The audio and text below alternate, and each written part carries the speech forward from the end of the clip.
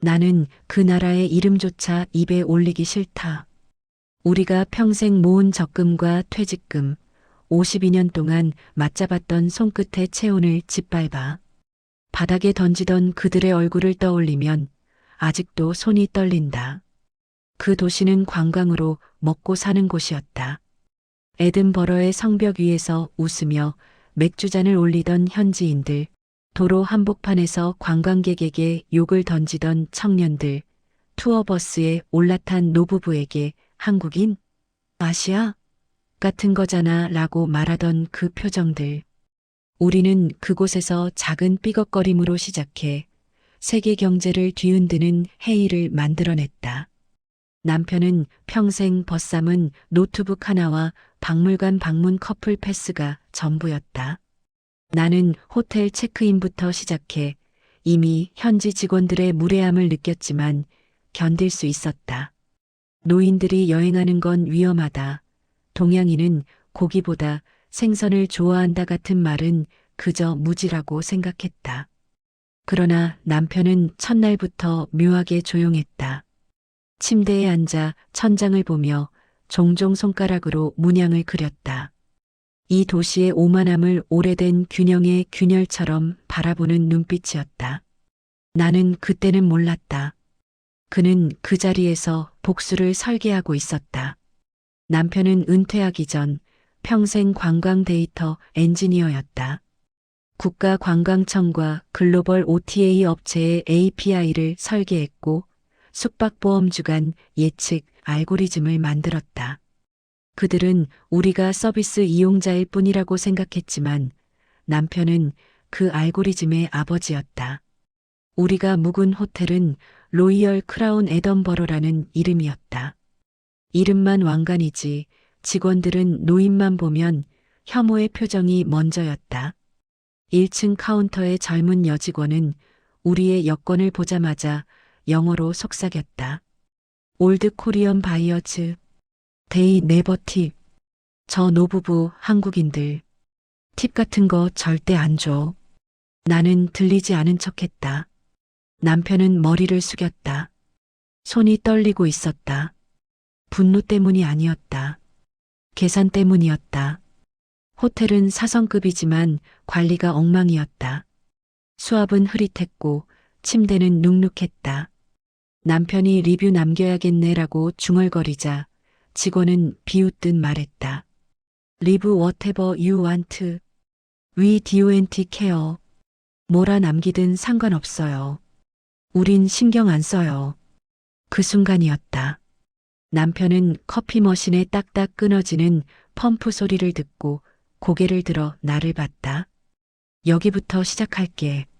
나는 그 무의미한 한마디의 진짜 뜻을 그때는 몰랐다. 이틀 뒤 사건은 터졌다.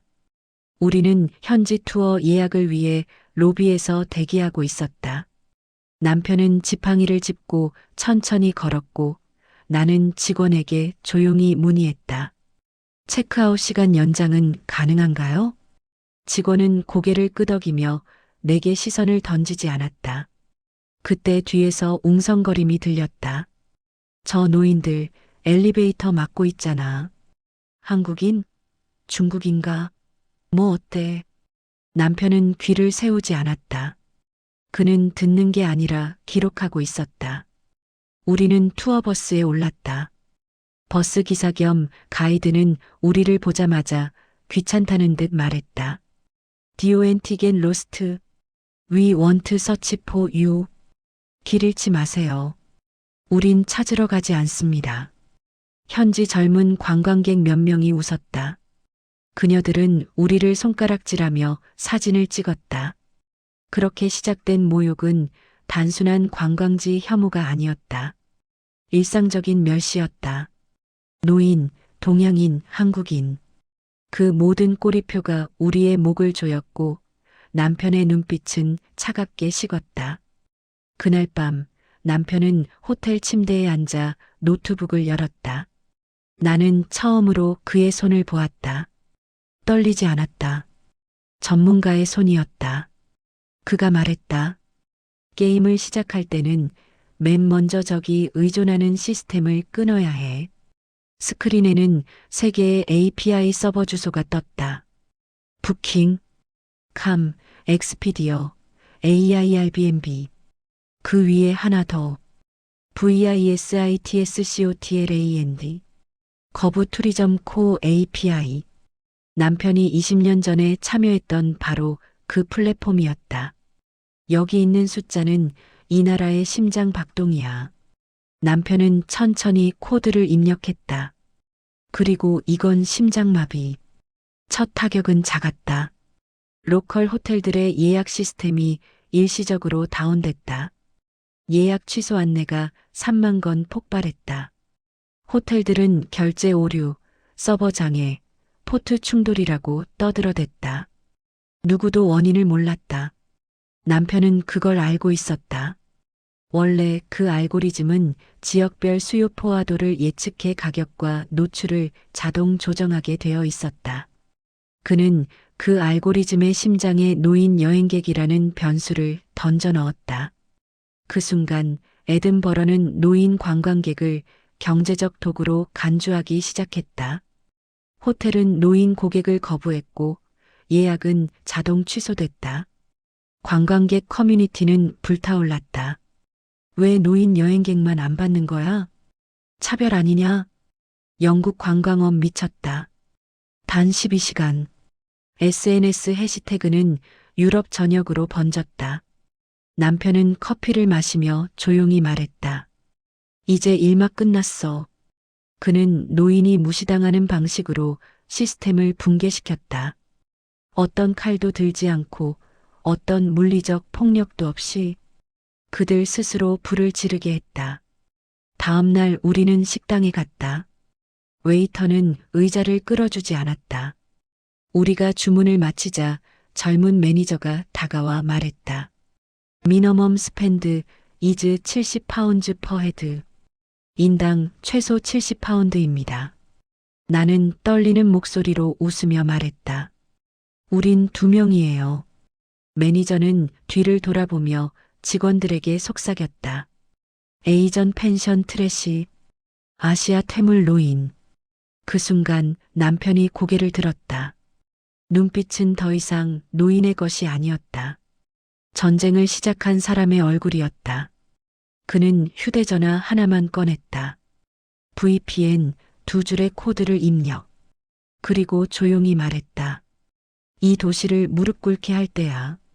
남편은 그 식당에서 더는 미소를 짓지 않았다. 그는 메뉴판을 덮고 물컵을 천천히 옮기며 나를 봤다.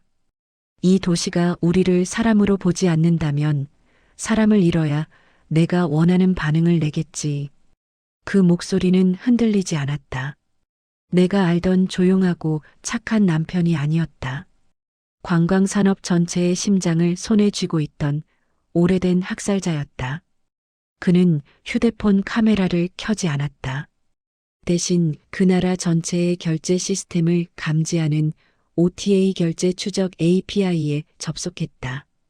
그 API는 매년 전 세계 여행객의 카드 승인 취소 데이터를 수집하며 노르웨이에 위치한 서버에서 예약 안정도를 계산했다. 남편은 그걸 만든 사람 중 하나였다. 그는 그 알고리즘을 이렇게 불렀다. 사람의 발걸음에 의존하는 도시의 약점. 남편이 수십 년 전에 설계했던 그 코드에는 비상제로 모드라는 숨겨진 옵션이 있었다. 그 옵션은 원래 테러나 팬데믹 같은 재난 상황에서 예약을 자동 취소시키고 도시에 경고 신호를 보낸 뒤 관광객들을 분산시키는 기능이었다. 남편은 그 기능을 현실에 끌어냈다. 그 어떤 허가도 필요하지 않았다. 그는 자신이 작성했던 오직 자신만 아는 오래된 테스트 루트에 접근했다. 휴대폰 화면에 회색 라인의 숫자들이 뛰기 시작했다. 취소, 취소, 취소. 48시간 동안 예약된 모든 호텔 결제가 동시에 붕괴되기 시작했다. 첫 번째 파도가 덮쳤다. 영국 전역의 OTA 예약 시스템에서 도시 불안정 위험이라는 경고가 발생했다. 그 신호는 런던, 더블린, 로테르담의 서버로 전달되었다. 에든버러는 위험 도시로 분류되었다. 호텔은 일제히 고객 취소 이메일을 받았다. 식당 매니저는 그걸 몰랐다. 그는 비웃으며 카드 단말기를 들고 왔다. 트라이. if it fails. not my fault. 결제해 보시죠. 실패해도 제 책임 아닙니다. 남편은 카드를 단말기에 대고 가만 말했다. 10분 뒤면 내 책임이 될 거야. 삑. 단말기가 멈췄다. 점원은 기계를 흔들었다. 단말기가 재부팅되고 모든 카드 데이터가 튀어올랐다. 제시도 실패. 매니저는 어깨를 으쓱했다. 시스템 오류야. 나가요. 그 순간이었다. 식당 내부에 있던 손님들의 결제가 동시에 먹통이 됐다. 모두가 웨이터를 불렀다. 단말기와 POS, 온라인 결제, NFC, 애플페이, 구글페이, 전부 마비. 바깥의 다른 가게도 소리가 들렸다. 거리에 있는 ATM 앞 사람들, 현금 인출 실패. 로비에 있던 관광객들, 투어 티켓 결제 실패. 현지인들이 욕을 내뱉기 시작했다. 뭐야 이거. 카드가 다 막혔어. 은행이 죽었어. 남편이 만든 대지진은 그 순간 도시 전체를 삼켰다. 그는 식탁 위 카드 단말기의 타임아웃 표시를 보며 말했다. 1막은 그 도시 전체의 오만을 무릎 꿇리는 것. 이제 2막은 그들을 서로 물어뜯게 만드는 거야. 관광산업의 심장이 멈추면 가장 먼저 무너지는 건 현지인이다. 외국인이 아니라 호텔, 레스토랑, 지하철, 박물관, 경기장, 펍, 항공권 모두 관광객이 결제해야 굴러간다. 결제가 멈춘 순간 그 도시는 산소를 잃은 패였다. 다음 날 아침 에든버러 구시가 전역에서 항해 행렬이 펼쳐졌다. 관광객 6천 명이 환불을 요구하며 호텔 앞을 점거했다.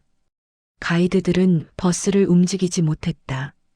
숙박업자들이 울부짖었다. 지급 정지, 결제용. SNS에는 식당 주인들이 촬영한 영상이 넘쳐났다. 한국인 노인 고객이 온 뒤 도시 전체가 멈췄다. 가장 악랄한 문장. 남편은 그걸 원했다. 혐오의 방향을 원래대로 되돌리는 것. 그들이 우리에게 던졌던 그 화살을 스스로의 목에 꽂게 만드는 것. 세 번째 밤, 남편은 호텔 창가에 서 있었다. 그 창문은 우리 도착 첫날 직원이 막무가내로 잠궜던 바로 그 창이었다. 그는 내게 말했다. 여기 사람들은 우리가 중요하다고 착각해. 하지만 관광 도시가 살아있는 이유는 방문객 때문이야. 우린 고객이 아니라 공급자야. 원천, 넌 내가 50년간 분석한 이 산업을 모른다. 그는 노트북을 열었다. 관광청 API 그래프가 벌겋게 피어올랐다. 30만 건의 예약 취소, 2만 7천 건의 항공권 변경, 6,400건의 보험 청구. 서버가 과열되며 붉은 경고창이 떴다. 크리티컬 스레숄드 익시더드 셧다운 프로토칼. 남편이 말했다. 이막 시작. 결제 붕괴는 단순한 공포였다. 진짜 재앙은 그 다음이었다. 관광청은 비상 대응으로 대상국가 차별 해제를 발표했다. 한국, 일본, 중국, 동남아 관광객 금지 수수료 정책을 전부 철회했다. 호텔은 평소의 2배를 내걸고라도 손님을 돌아오게 하려 했다.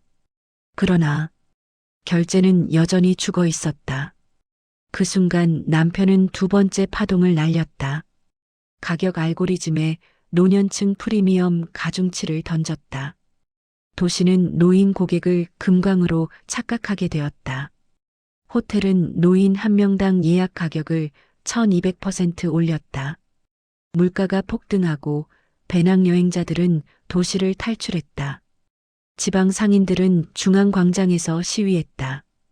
직원들이 새벽까지 울부짖었다. 노인을 잡아와라.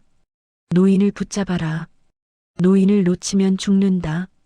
3일 전 우리를 무시하던 그 식당 매니저가 새벽 3시에 호텔 로비를 찾아와 사과했다. 서플리즈 컴 백플리즈. 선생님 제발 돌아와 주세요 제발. 남편은 가만히 웃었다. 이제 제국주의 놀이를 하고 싶은 사람은 누굴까? 그의 복수는 끝나지 않았다. 그는 결제를 죽였고 가격을 뒤틀었고 이제 현지인들끼리 서로를 찢어먹게 만들었다. 남편은 결제를 마비시키고 가격 알고리즘을 뒤틀어 도시 전체를 광기에 몰아넣었지만 그건 준비운동에 불과했다. 3일째 새벽 호텔 창가에 앉은 그는 노트북 대신 오래된 종이 수첩을 꺼냈다. 나는 그걸 본 순간 숨이 막혔다. 그 수첩은 우리가 30년 동안 모은 통장, 보험, 적금, 아이들 유학비, 오피스텔 전세 보증금까지 내 손으로 관리하던 가족 모든 재산의 흐름을 기록해온 장부였다.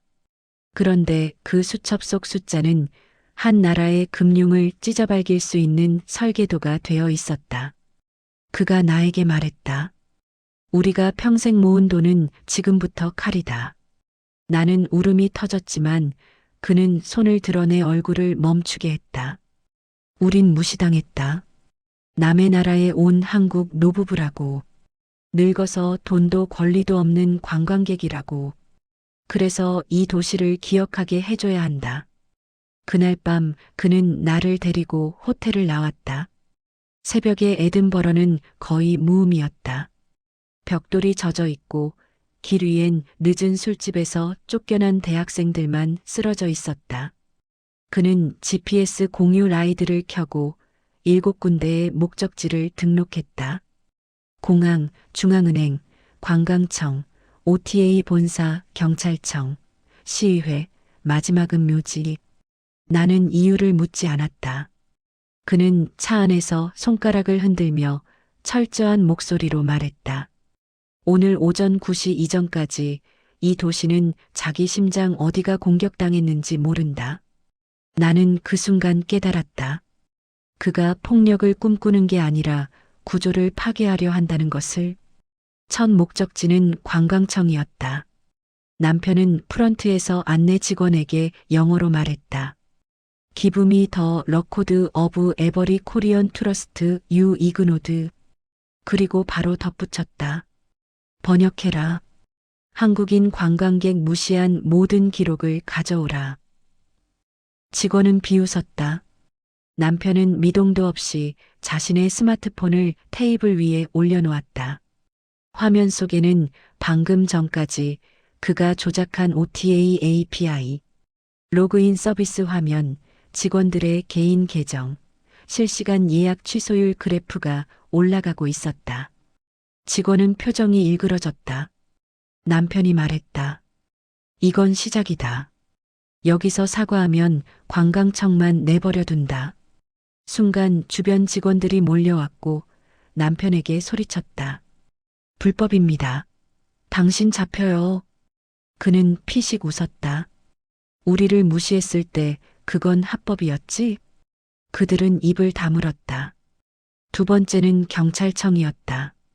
남편은 똑같이 말했다. 한국 노인 실종 신고, 내가 웃어넘겼지. 경찰은 냉소했다.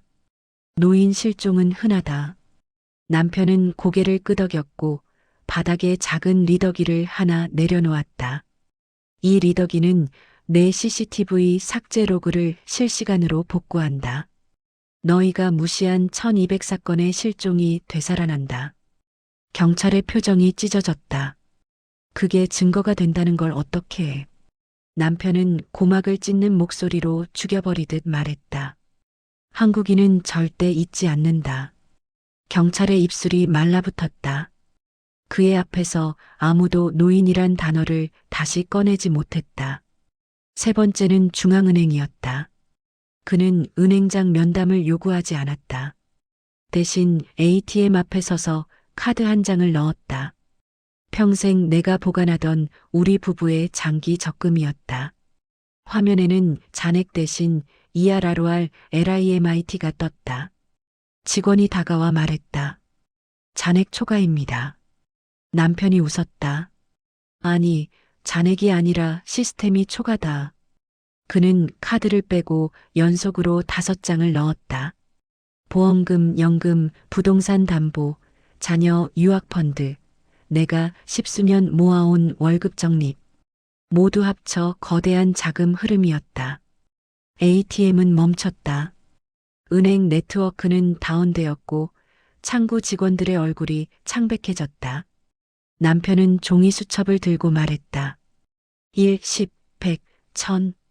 은행은 숫자를 존중한다. 그런데 관광객은 존중하지 않지. 직원은 울먹이며 말했다. 무슨 일이 일어난 겁니까? 그는 단 하나만 말했다. 대접받지 못한 돈은 폭탄이다. 점심이 되자 에든버러는 마비됐다. 카드 결제가 멈췄고 OTA 환불 폭탄이 터졌고 호텔 항공 택시 기사들이 서로 손님을 잡아먹듯 싸웠다. SNS에는 한국 노부부가 도시를 박살냈다는 글이 올라오고 언론은 미친 아시아 보복극이라고 했다. 그러나 아직 남편의 기름통은 절반도 비워지지 않았다. 오후 그는 나를 데리고 이웃지역 언론 본부로 갔다. 로비에서 멈춰 서더니 조용히 말했다. 우리 둘만 당한 게 아니다. 한국인 수천 명이 당했어. 그는 USB 하나를 꺼내 프런트에 던지듯 올려놨다. 그 안에는 우리가 아니 수많은 한국 여행자가 남긴 리뷰거 절차별 호텔 불만 갑질 경찰 무시 사례가 10년치로 저장되어 있었다. 근거, 피해자, 증거, 담당자 이름까지. 기자들이 몰려들었다. 누군가가 물었다. 당신의 의도는 복수입니까? 테러입니까? 남편은 천천히 눈을 올렸다. 리스펙트, 존중을 요구하는 것이다. 저녁, 도시는 폭발했다. 관광산업 주가가 30% 하락했고 환불 요청이 7배 급증하고 항공사는 환불을 막으려 애쓰다 오히려 기름을 부었다. 시의회는 급히 기자회견을 열었지만 마이크 앞에서 한마디도 못했다. 그때 남편이 회의장 중앙에 걸어 들어왔다. 경비가 막으려 했지만 기자들이 그를 내버려 두었다. 그는 연단에 서서 마이크를 잡았다. 영어로 말했다. You left at us because we are old. 번역해라. 우리를 늙었다고 비웃었다. 장내가 얼어붙었다. 그는 덧붙였다. Now watch your economy grow old. 이제 너희 경제가 늙어가는 걸 지켜봐라. 그는 마이크를 내려놓고 나에게 손을 내밀었다. 나는 떨리는 손으로 그의 손을 잡았다. 우리가 걸어 나오는 동안 기자들의 셔터가 천둥처럼 울렸다. 다음 날 영국 금융감독청은 OTA 기업과 결제회사, 관광청을 조사한다는 보고서를 발표했다. 언론은 도망치듯 실종된 한국 노인 부부를 찾기 시작했지만 국경 경비에 찍힌 우리의 기록은 없었다. 왜냐면 남편이 공항 대신 묘지를 선택했기 때문이다. 에든버러 남쪽 묘지, 비가 내리던 돌계단 위에서 남편은 나를 바라봤다. 여보, 한국인은 기억을 잃지 않아. 그래서 싸워도 돼. 나는 울며 말했다. 우리가 이겼어? 그는 고개를 저었다. 우리가 잊히지 않은 거야. 그리고 마지막으로 아주 천천히 단 하나의 영어 문장을 남겼다. Remember who told you no. 그리고 내게 번역하라고 했다. 우리를 거절했던 그 순간을 기억해라. 그 한 문장은 전 세계로 퍼져나갔다. SNS 해시태그 REMEMBERNO 해시태그 RESPCTTHEOLD 해시태그 KOREANTOURISTRGHTS EU 의회는 관광객 차별 조례 통과를 논의했고 영국 여행사 CEO는 눈물로 사과했다. 관광업이 한 도시가 아니라 한 나라 전체가 무릎을 꿇었다. 그때서야 나는 남편이 처음 호텔 침대에서 사라질 때 남긴 그 공포의 의미를 알게 되었다. 남편은 실종된 게 아니라 세계를 실종시키러 간 것이었다. 그리고 성공했다.